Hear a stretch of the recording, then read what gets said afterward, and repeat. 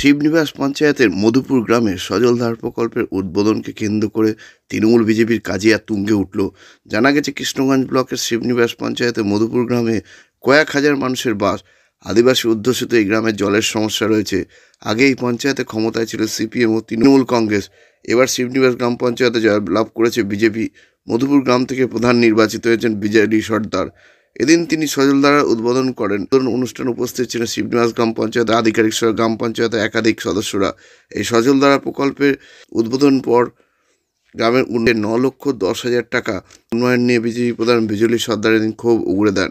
তিনি ঠিক কী বলেছেন তার সেই বক্তব্য শোনাবো। তবে শিবনিবাস পঞ্চায়েতের বিরোধী দলনেতা জয়ন্ত ঘোষ বলেন, রাজ্যের মুখ্যমন্ত্রী মমতা বন্দ্যোপাধ্যায় সর্বত্র উন্নয়ন করছে।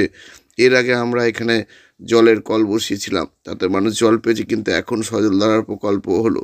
এই বিষয়টাকে আমরা স্বাগত জানাচ্ছি, তো এর বিরোধিতা করিনি। আমরা মমতা বন্দ্যোপাধ্যায় উন্নয়নের কাজে এটা সামিল করছি। এতে তৃণমূলকে আক্রমণের কি আছে?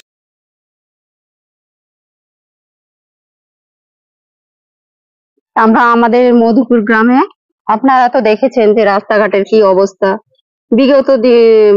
বিগত কয়েক বছর ধরে এখানে তৃণমূলরাই এখানে মেম্বার প্রতিনিধি ছিলেন, কিন্তু এখানে কোনো উন্নয়ন হয়নি। কিন্তু আমি প্রধান হয়েছি মাত্র 1 বছর, কিন্তু আমি এই সজলধারা প্রকল্পটি উন্নয়ন করেছি। আদিবাসী এলাকা, এটা পিছিয়ে পড়া বুথ।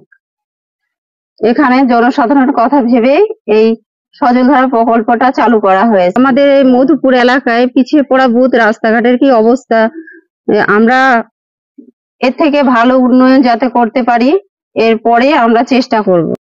গ্রাম পঞ্চায়েতের মধুপুর গ্রামে একটি সজলধারা প্রকল্প উদ্বোধন করতেছি।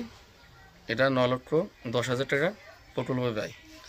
এলাকার সমস্ত মানুষের ভীষণ উপকার এই পানীয় জলের ব্যবস্থাটা হওয়াতে। মধুপুর সহ পার্শ্ববর্তী গ্রাম হিরেনপুর, তাদেরও বিশাল উপকার হবে।